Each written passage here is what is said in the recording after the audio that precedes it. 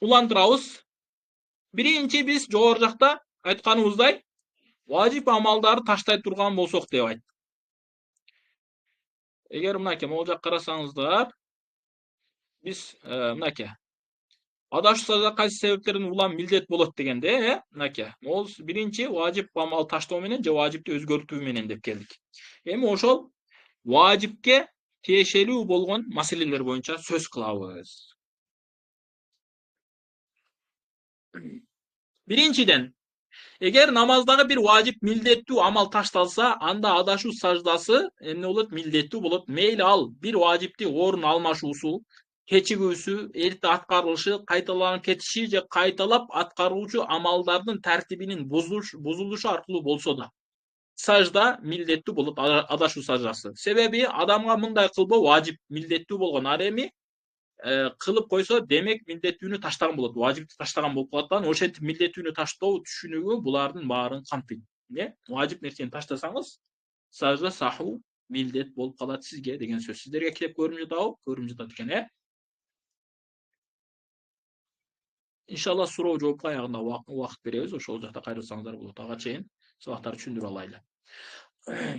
Андан кийинкиси, мисалы намаздын мурун белгиленген важип милдеттүү амалдардын арасында төмөнкүлөр. Жогору жакта биз важиптерди айтпадыкпы? Эми ошолор боюнча сөз кылабыз, Фатиха сүрөсүн жана дагы зам сүрө окуу важип амалдардан. Фатиханы окуу намаздын ичинде, Фатихага кошуп зам сүрө окуу дагы важип дейт. Эми эгер намаздын биринчи эки рекетинде Фатиха сүрөсүн толугу менен же көпчүлүк бөлүгүн таштап койсо, Фатиханын көпчүлүгүн 4 аят таштап койду. Же болсо общий баарын таштап койду. Анда адашуу саждасын аткаруу милдет болуп калат, важип болот. Ал эми фарз намаздардын акыркы эки рекетинде таштаса, анда ал рекеттерде Фатиханы окуу сүннөт болуп, адашуу сажда талап кылынбайт. Мындайча айтканда туугандар, биринчи эки рекетте Фатиханы таштап койсоңуз, эмне болот? Адашуу саждасы милдет болуп калат. Эгер жарымынан көбүн таштасаңыз, же болбосо общий таштасаңызчы. Ал эми үчүнчү, төртүнчү рекеттерде, мисалы шамдын үчүнчү рекетинде, же болбосо куфтандын үчүнчү, төртүнчү рекетинде, же асырдын же пейшиндин үчүнчү, төртүнчү рекетинде, фарздардын, үчүнчү, төртүнчү рекетинде Фатиханы таштап окубай койсоңуз, сажда сахви милдет эмес. Неге дегенде, ал жакта Фатиханы окуу сүннөт. Сүннөттү таштабаганыңыз үчүн жемеленесиз. Жаман нерсе кылган болосуз. Бирок ал нерсе сажда сахвну милдет кылбайт сизге. Кийинкиси, мен сиздерге арабчасын окуп берейин же кыргызчасын окуп берем? Арабчасын окуйунчу. ولو كرر الفاتحة في الأوليين يجب عليه سجود السهو لأنه أخر واجبا وهو سورة بخلاف ما لو عادها بعد سورة أو كررها في الأخريين. Eğer de birinci iki rekette Fatiha'nı kayradan iki jol kayra okup koyup turgan bolsa, anda adaş sazası millet bolup kalат. Antkeni bul Fatiha'dan keyin darrov zam сүрө окуш керек болчу да, Фатихага кошо зам сүрө. Ушул жерде кошо деген зам сүрөнү кошуп окуусу милдет болчу, важип болчу. Ошону таштап койгондугу үчүн эмне болот? Ушуну таштап койгондугу үчүн сажда саху милдет болот. Ал эми эгерде муну Фатихадан кийин зам сүрөнү кайталап окусачы, зам сүрөнү кайталап окуса, анда милдет болбойт. Неге дегенде, зам сүрөдөн кийин башка сүрөнү окуш керек деген милдет жок да, важип жок бизде. Зам сүрөнү өзүн окуп койсо, туура бул хилафи сунна, сүннөгө каршы амал кылган болот, бирок сажда саху буга милдет болбойт. Кийинкиси, ولو قرأ الفاتحة وحدها وترك سورة يجب عليه سجود السهو. Эгер де Фатиханы өзүн окуп ага зам сүрө кошпой койсо, же кошууну унутуп кетсе, бул учурда дагы ал эмне экен? Сажда саху, адашуу саждасын кылып бериш милдет болот. Кийинкиси, могу жерге келип, эгер де Фатиха менен бирге кыска бир аятты гана окуса, анда да адашуу саждасы важип болот. Неге дегенде, зам сүрө кошуп окуш милдет дебедикпи, важип дебедикпи? Ошол зам сүрөнүн ордуга жүрбөйт да, бир кыска аятчы. 3 кыска аят же бир узун аят болуш керек, сөзсүз түрдө. Кийинкиси, эгер сүрөнү Фатихадан мурун окуса, анда дагы сажда сах милдет болот. Мындайча айтканда, биринчи сиз кул Аллаху ахад окудуңузда, анан кийин Фатиханы окусаңыз, мында дагы сажда сах милдет болуп калат. Кийинкиси, эгер адам аятты рүкүдө, саждада, ордунан турууда же отурууда окуса, адашуу саждасы важип, милдеттүү болот. Себеби бул жерлер окуучунун ылайыктуу эмес.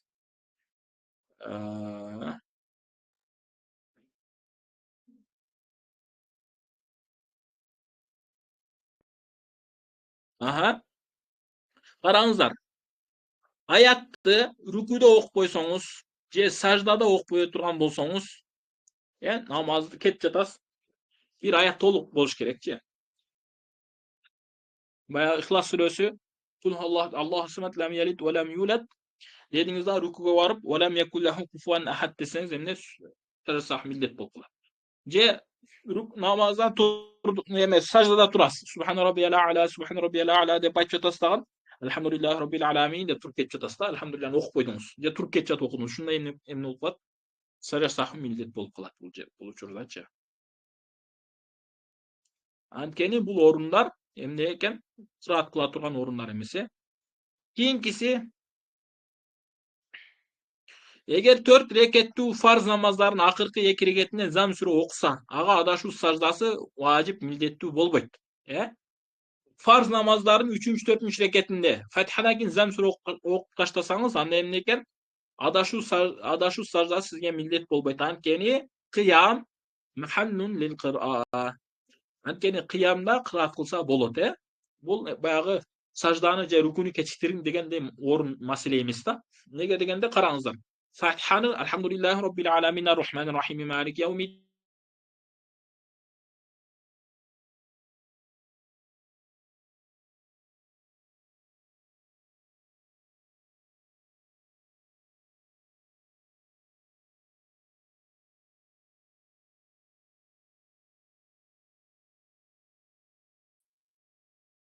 кыраат менен руку кечикпейт деген сөз, туугандар. Ошондуктан мен үнүм жакшы эле болуп жатабы сиздерге? Себеби менде кичине интернет катып жатат окшойт. Үнүм жакшы эле болуп жатабы же үзүлүп калып жатабы? Жакшы эле болуп жатса макул. Жакшы эле болуп жатса жакшы. Улантырабыз. Анткени жана айтып кеттик, кыраат менен эмне руку кечиктибейт дедик. Болгону сиз сүннөткө каршы чыгасыз. Бирок сүннөткө каршы чыгып деген сиз сүннөткө каршы чыгып жатасыз. Аны кылбаш керек. Эми кылып койсоңуз, Аллахтан кечирим сурайсыз, бирок сажа кылбайсыз. Китепти кайрадан чыгарайынбы? Кайрадан чыгарайын, макул.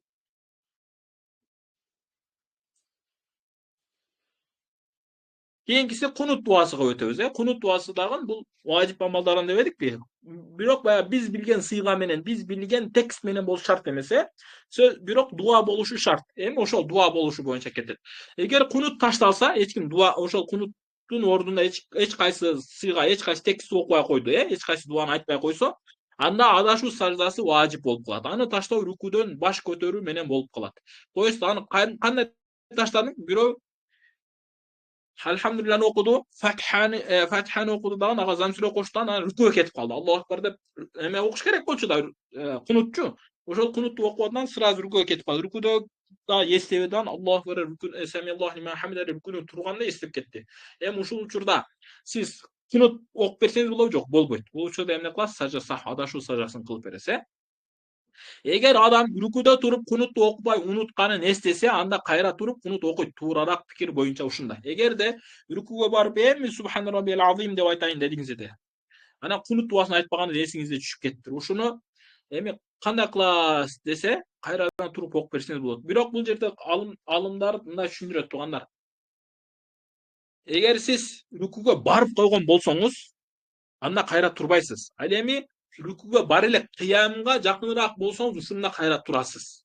Рукуга барбагандан кийин сиз уже руку кылдыңыз болуп калат да. Рукунун эң азы сиз рукуга барып койсоңуз, ушул руку болуп эсепке алынат. Ал эми 3 жолу субхан раббиял а'ла айтылабы намазда, рукуда. Ошону айтуу бул эмне сүннөт. Бирок рукунун өзү ушул жака баруу гана. Ылдый болуу. Эгер сиз ылдый болгондон кийин кайра туруп кетсеңиз, фарзды таштап койгон болуп каласыз дагы, намазыңыз бузулуп калат. Же бул жакта сиз тартип таштап койгон болуп каласыз. Ошондуктан дурус болбой калат, туугандар. Кийинкиси Курман айт жана Ороз айт намазындагы такбирлер. Баягы 3-3төн 6 такбир, ошолор дагы эмне болот? Важип нерсе, важип амалдардан. Эгер такбирлер толугу менен же бирөөсү ташталса, адашуу саждасы важип милдеттүү болот. Эгерде сиз 3 такбирди же 6 такбирди таштасаңыз, же ошонун бирөөсүн да таштасаңыз, сизге эмне экен? Такбирлер таштаганыңыз үчүн адашуу саждасы милдет болуп калат. Имам, бул эми көчө имам тиешелүү бул.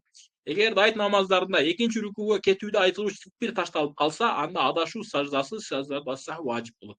Эмне? Экинчи рекетте 3 жолу Аллаху акбар, Аллаху акбар, Аллаху акбар, анан 4-сүнө Аллаху акбар деп рүкүүгө кетебиз да. Ошол 4-чү рүкүүгө кеткендин Аллаху акбарын айтпай койсоңуз, эмне болот?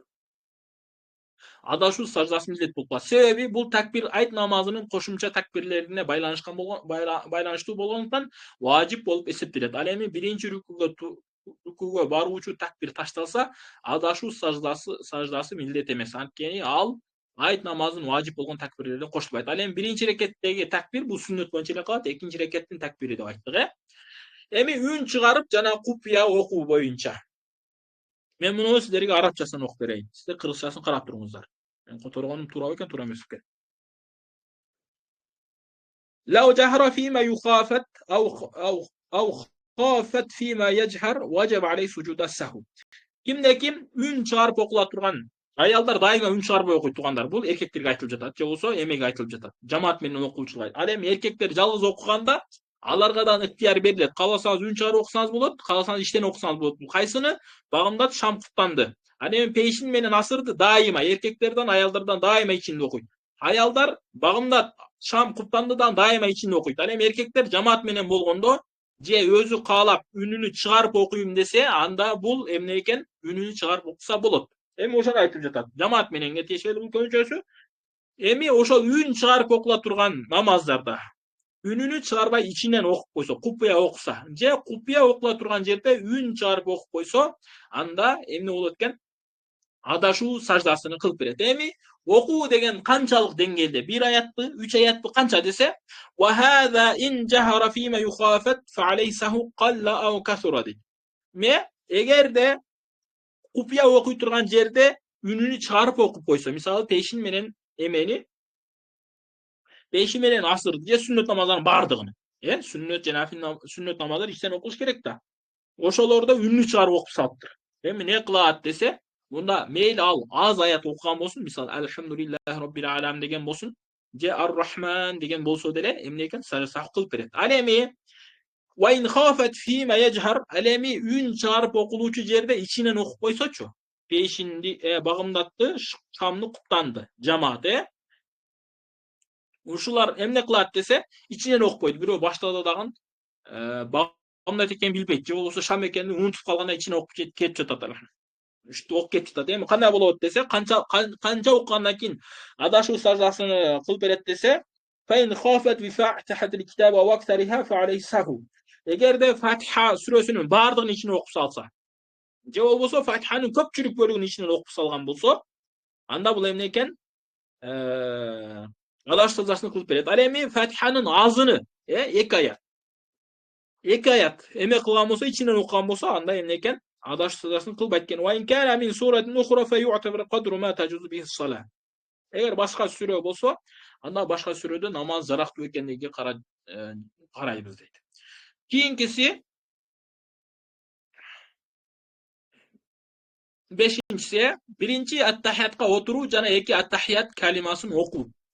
Аттахиятка отуруу, биринчи аттахиятка отуруу важип дегенбиз, жана ошол 2 аттахиятта тең аттахият калималарын, ошол аттахияттын текстини, мындайча айтканда, аттахияту лиллахи ва салавату ва таййибат деген ошол текстти аягга чейин окуу, ушуну важип деп айттык. Эми ошолор таштап кетсе кандай болот? Лау тарака ташахада фил кулил аввали ау ал-ахира ваджаба алейхи суджуда саху. Эгерде аттахиятты биринчи эмеде таштап койгон болсо, биринчи отурууда же акыркы отурууда таштап койгон болсо, анда эмне экен? Сажда саху милдет болот. Аттахиятты окубай койду, текстти баягындай. Эгерде кыямда туруп аттахиятты окуган болсо, тик турган абалда, кыямда же рүкүдө турганда же саждада туруп аттахиятты окуп кое турган болсо, анда бул адам сах кылбайт. Неге?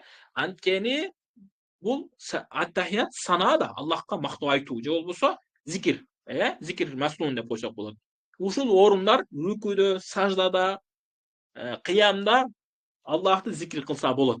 Бирок аттахият окуса дурус деген сөз эмес. Эгер окуп койсоңуз, сүннөткө каршы амал кылган болосуз, ага өзүнчө жазаңыз бар. Кыяматта балким пайгамбардын шафаатынан кур калып кететирсиз. же балким ошонун себебинен чоң бир кыйынчылыкка түшүп турсуз бул дүйнөдөчү. Эми кыскасы, эгер кылып койсоңуз, анда сиз кылбайсыз, тобо гана кыласыз, Аллах Тааладан кечирим гана сурайсыз. Кийинкиси лау каррара ташаххуда фил каъдати л-ула фа алейхи суджуд сахв. Эгер биринчи аттахиятта, биринчи отурууда аттахиятты кайра кайталап окуп турган болсо, адашуу саждасы милдет болот. Эки жолу окуп койдуңуз да. Неге дегенде, 3-рекетке туруш фарз да. 3-рекетке туруш фарз. Ошол фарзды кечиктирдиңиз. Кийинкиси, эгерде биринчи аттахиятта лаузада, эгер бир адам биринчи отурууда аттахияттан кийин пайгамбарыбыз саллаллаху алейхи вассалам айтса, ага адашуу саждасы милдет болот. Себеби ал 3-рекетке туруу кечиктирилди. Эми ушул жерде канчалык десе, 3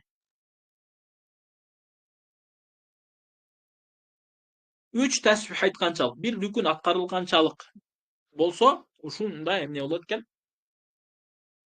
Сажда сах милдет болуп калат. Мисалга алганда, 3-рекет аттахияттан кийин сиз Аллахумма салли аля Мухаммад десеңиз, сажда сах милдет болобу? Жок, милдет болбойт. Бул эмне? Бизде муътамад кабыл боюнча. Башка алымдарыбыз айтат, албеттечи. Аллахумма салли аля Мухаммад десең, сажда сах милдет болуп калат деген алымдарыбыз бар. Бул мисалга Табиинде келет, Фатхул Бабул Инаяда келет. Кээ бирөөлөр жок, сен мутлак Аллахумма деп эле айтсаң, анда бул эмне болот? Сөз түрдө сажда кылышың керек деген. Бул 3-нчү кабыл, туугандар. 4-нчү кабыл яжибу ма лам якул ва аля али Мухаммад. 4-нчү кабыл эмне дейт? Аллахумма салли аля Мухаммадин ва аля али Мухаммад деп айткан. Ва аля али Мухаммад. Ушул жерге чейин айтканча, ушул жерге чейин айтсаң, анан сажда милдет болот деген 4-нчү кабыл бар. Буну Муният сагирде ушул сөз айтат. Халаби Муният сагире ушул китепте айтат. 5-нчи кабыл ла яжибу ма лам яблуг ила кавлин хамидун мажид. Баягы биринчи бөлүктү бүтүрмөйчү Аллахумма салли аля Мухаммадин ва аля али Мухаммад кама саллайта аля Ибрахима ва аля али Ибрахима иннака хамидун мажид. Ушул жерге чейин келсең, анан сажда милдет болот деген. Бул 5-нчи кабыл. Бул эмне? Фатава Татарханияда, Роддул Мухтарда ушул маселени айтат. 6-нчысы ла саху индахума алейхи аслан фа фи захиди. Эмне сахибейинде эгерде салат айтып койсоң деле сажда жок дейт. Бирок жок, биз жаңы жогору жакта айткан биринчи кабыл ушул нерсе муътамад туугандар. Биринчи кабыл муътамад. Ал эмне дедик? Бир рүкүн 3 тасбих айта турганчалык болуп кечигип кете турган болсоңуз, ошондо милдет болот, ошондо милдет болот. 3 тасбихти айта турганчалык кечигип кетсең, ушул милдет болот. Кийинкиси, эгер адам экинчи акыркы отурууда аттахиятты кайталаса, ага адашуу саждасы важип болот. Жаңы жогору жактагыдай эле. Биринчи отурууда аттахиятты кайталап койсоңуз дагы милдет болот, акыркы отурууда да аттахиятты кайталап койсоңуз милдет болуп калат. Себеби бул жер дуба жана зикир үчүн жарандуу. Акыркы учур кечиресиздер, акыркысында милдет болбойт. Жаңы жогору жакта биринчи аттахиятта милдет болот дедик, мынакей могул жерде, бул жакта милдет болот дедик. Акыркы аттахиятта милдет болбойт. Биринчи аттахиятта кайталансаңыз милдет, акыркы аттахиятта кайталансаңыз бул милдет болбойт. Неге дегенде, аттахият бул жаңы айтып кеткендей зикир. Ал эми намаздын аягы зикир кылганга, намаздын аягында сразу эмени кылыш шарт эмес. Салам бериш шарт эмески, милдет эмес, важип эмес. Салам бериш тууру милдет, важип амалдардан болгону мындай дароо артынан ал жакта салам кечигет деген сөз эмес. Неге дегенде бизде дуа бар. Дуаны сиз Роббана атина фид дунья айтсаңыз да болот. Аллахумма гфир лана айтсаңыз да болот. Неге дегенде дуалар ар бирөөсү ар кандай болчу да, бирөөсү алыс, бирөөсү кыска, бирөөсү узун. Ошо кысканы окусаңыз салам кечигип эртерээк болуп, узун окусаңыз салам кечигип кетет. Ондой маселе жок да. Ошол себептен бул жакта аттахият кечигип кетсе эмне болот экен? Милдет болбойт экен. Эгер адам биринчи аттахиятка отурууну унутуп кеткен соң, биринчи аттахиятты унутуп калдыңыз. Бирок аттахиятка кайра кайтып отурууга жакын абалда болсо, анда ал аттахиятка кайра отуруш керек. Себеби амал эмнеге жакын болсо, ошонун өкүмүн алат. Баягы биринчи аттахиятты унутуп туруп кетип жатасыз. Сажда кылыңыздан сразу туруп кетип жатасыз. Ошол туруп калдыңыз. Сиз кыямга жакынсызбы же отурганга жакынсызбы? Отурганга жакын болсоңуз отурасыз, кыямга жакын болсоңуз кыямга туруп кетесиз. Бул жакын болуу белден жогору жагы эмес, бут менен эсептелинет туугандар. Бутта бутуңуз ийилип турабы, значит отурганга жакынсыз. Бутуңуз мындай түз болуп, түзгө жакын болуп калдыбы, значит сиз эме турганга жакын болосуз. Мейли белиңиз ылдыйды карап турган болсо да, же белиңиз түз болуп алыптыр. Эме менен белден жогору жагын этибарга албайбыз туугандар. Баягы аттахиятка жакын экендигин кароодочу, Мындан тышкары кыямдын эч бир нерсеси жок болуп, кыям болуп эсептелбейт. Отурганга жакын болсоңуз, отурду болот дагы сиз кыямды жокко чыгарды деп этибарга алынбайсыз да ошол себептен. Эгер адам аттахиятка отуруудан алыс болуп кыямга жакын болсо, анда ал аттахиятка кайтып отурбайт. Себеби аттахиятка отуруш важип, кыямга туруш фарз. Сиз кыямды фарзды важип үчүн таштасаңыз болбойт. Себеби ал кыямдагы адамга окшоп калат. Себеби ал мен кыямга туруп калды ошол себептен. Бирок ага адашуу саждасы важип болот. Неге? Себеби ал ортодо важип таштап кетти. Кийинкиси, эгер ал кыямга жакын болгон соң кайра аттахиятка отуруп алса, туура пикир боюнча анын намазы бузулат. Эгер сиз кыямга жакынсыз, турууга жакынсыз, бутуңуз кичине түзөлүп калды. Баягы бутуңуз дегенди максат тизеңиз да. Тизеңиз кичине мындай болуп түз болуп калды. Эми ошондо түз болуп калгандан кийин сиз кайрадан аттахиятка отуруп алсаңыз, намазыңыз бузулат. Неге? Фарзды важип үчүн таштап койгон болуп каласыз. Себеби фарзды баштаган соң парз эмес амал үчүн аны таштап коюу чоң ката болуп эсептелет бул маселе. Эгер кимде ким акыркы отурууну аттахиятты унутса, бирок дагы сажда кылганга чейин эстесе, анда ал кайра отурат. Эмне экен? Аттахиятты унутуп калган болсо, акыркы бул жаңы биринчи аттахият болчу. Эми экинчи аттахияттын маселеси андай эмес. Неге дегенде биринчи аттахият важип, экинчи аттахиятка отуруш, акыркы аттахиятка отуруш фарз дебедикпи? Ошол да эми ошол фарзды унутуп кетсеңиз, кыямга туруп кетсеңиз не болот десе, анда сиз кайрадан отурушуңуз керек болот. Качанга чейин? Эгерде сиз ошол 3-чү рекеттин же 5-чи рекеттин саждасыны кылганга, баягы саждасына башыңызды көтөргөнгө чейин. Саждасыны кылганга чейин мындайча айтканда, Эгерде кылып койсоңуз, анда эмне болот? Намазыңыз фарз катары эсептелинбейт дагы, нафил намаз болуп калат. Ага дагы бир рекет кошуп, 6 рекет кылып же болбосо 4 рекет кылып туруп, бүтүрүш керек. Мисал айтып берейин туугандар, сиздерге түшүнүктүүрөөк болуш үчүн. Көбүнчөсү 4 рекеттерге, могу китепте мен 4 рекеттүү кылып жазганбыз. Бул китепте мен сиздерге 2 рекеттүүнү мисалын айтам. Мисалы, багымдат окуп жатасыз. Багымдат окугандан кийин, экинчи рекеттен кийин аттахиятка отурушуңуз керек, туурабы? Экинчи рекеттин саждасынан кийин аттахиятка отурушуңуз керек. Эми ошондо сиз аттахиятка отурбадыңыз дагы, унутуп калып туруп кеттиңиз 3-чү рекетте. Болобу? Кээде болот. Эми ушундай болуп туруп кеттиңиз. Тургандан кийин эми не кыласыз десе, отурушуңуз керек. Неге? Аттахиятка отуруу, акыркы каадага отуруу фарз да. Ошол себептенчи. Сиз ал эми эмеге кыямга туруп алганыңыз бул дагы фарз, бирок бул фарз кошулуп калган фарз. Жаңыдан өзүнүн намазынын асli фарзы эмес, кошумча фарз. Ошондуктан бул кошумча фарзды асli фарз үчүн таштайсыз дагы. Эмне кыласыз? Аттахиятты окуп, туруп кеткениңиз үчүн, ушул аттахиятты кечиктиргениңиз үчүн сажда сахв кылып бересиз дагы. Кайрадан аттахият, кайрадан салават, дуа, анан салам берип намазыңызды бүтүрөсүз. Ал эми 3-чү рекетке туруп алдыңыз. Эсиңизге келбеди? 2-чи рекет экендиги, 2-чи рекет 2 рекет намаз окуп жатканыңызчы?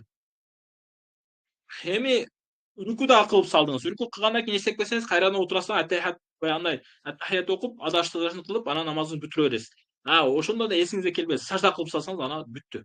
Намазыңыз жараксыз болуп калат. Баягы багымдаттын 2 рекети дегениңиз жараксыз, же 2 рекет деген намазыңыз жараксыз дагы. Ал эмне? Нафилге айланып калат. Эми сиз дагы 1 рекет кошосуз дагы 4 рекет кылып туруп, нафил катары бүтүрүп бересиз аны. Эң жакшысы ушул. Кийинкиси, эгер кимдир бирөө 4-чү рекетке отуруп, бирок бул биринчи отуруу деп ойлоп туруп кетсе, анда кайра отуруп салам берип намазын бүтүрөт. Муну айтып кеттик. Эми кыска негизги фикри ошол. Эгер кимдир бирөө 2 рекет нафил намаз окуп жатып, жаңылышса жана адашса кылса, анда бул 2 рекетке кошумча 2 рекет кошсо болбойт. Ушул маселени түшүндүрүп кетейин. Эгер кимдир бирөө 2 рекет нафил намаз окуп жатып жаңылышса, 2 рекет бул нафил намаз, фарз эмес, караңыздар туугандар. Нафил намаз окуп жаңылышса, жана адашуу саждасын кылса, анда бул 2 рекетке кошумча 2 рекет кошсо болбойт. Бул фарз намазга кошсо болот эде, сиз жаңылышып кеткенден кийин кошсоңуз болот болчу. Ал эми буга кошсоңуз болбойт туугандар. Бул неге? Нафил намаз, ошол себептенчи туугандар. 2 рекетти адашып кеттиңиз, адашып кеткенден кийин салам бердиңиз, адашуу саждасын кылдыңыз, анан 3-чү 4-чү рекет кылып бүтүп койсом болот десеңиз болбойт. Ошол жерден бүтүрүш керек болотчу. Эгер кошумча кылса, сажда намаздын ортосуна болуп калган болот, бул болсо намазды бузат. Бирок ошол жерде тахрима менен башкача айтканда жаңы ниет кылбастан бул намаз нафил катары улап кетсе жарактуу болот. Жана ал кайра саждага сахв кылат, бул туурараак пикир ушундай. Намазда бир эле сүрөт, ушул сүрөт адашпасам 2 жолу сажда сахв болгон учурдун бирөөсү ушул гана. Башка болушуну мен билбейт экенмин.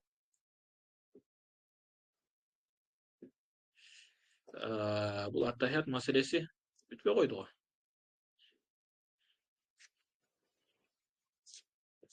Keyingisini okuyalım, makul, hiç nerse emес. Eğer kimdir birөө adашуу саждасы милдет болгон абалда салам берип, ага башка бирөө адашуу саждасын аткарганга чейин уюса, артынан келип уюп калдыңыз. Адам имам келип адашты. Имам адашты дагы эмне кылды? Адашуу саждасын кылды. Анан аттахият салават окуйт го. Ошол адашкандан кийин аттахият жана салават окуганда сиз келип кошулсаңыз, эгер имам саламдан кийин сажда кылса, анын артынан уюучунун намазы жарактуу болот. Саламдан кийин баягы сажданан кийин салам кылса, анда эмне экен? Уюган адам намазы жарактуу болот. Эгерде имам сажда кылбай койсо, анда намазыңыз жараксыз. Неге дегенде имамдын намазы баягы бүтүп калган болуп калат. Ошол себептен бул жакта окуп аласыздар. Эгер бирөө жаңылышып, бирок намазы токтотуу ниети менен, ниети менен салам берсе, анын бул ниети жараксыз болот. Бирөө адашты дагы намазды токтотуу үчүн эмне кылыптыр? Салам бериптир. Ал эми баштапкы такбир тахрима күчүндө кала берет. Адашуу саждасын кылат, анткени бул салам намаздан чыгаруучу болбойт жана анын ниети да шариаттагы жол менен эмес болгондуктан жараксыз эсептелет. Эмне болду? Бирөө 3 рекат окуду, чотто мен намазым жарабай калды деген, ассаламу алейкум деп салам берип салды намазды бүтүрүш үчүнчү. Анан ойлосо бардыгы эле дурус экен, нормально эле кетип жатат экен. Анан кийин эч бир кыймылдабады, сөз сүйлөбөдү, эч нерсе кылбады, кыбланы караган абалда туруп намазын кайрадан улантырып кетсе, эч нерсе болбойт. Намаз дурус болуп кете берет. Анын салам бергени мафиш мушкила деп койот араб тилинде. Бул мечиттеги саптарга тиешелүү, аны эме кылбайбыз, окубайбыз. Кийинкиси